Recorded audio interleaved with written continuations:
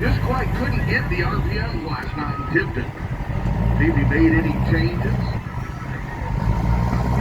Got to go farther than 3:31 and 37 to take the class. Vince Martini still on top. Right behind him, Jonathan Hayes, shot in the dark.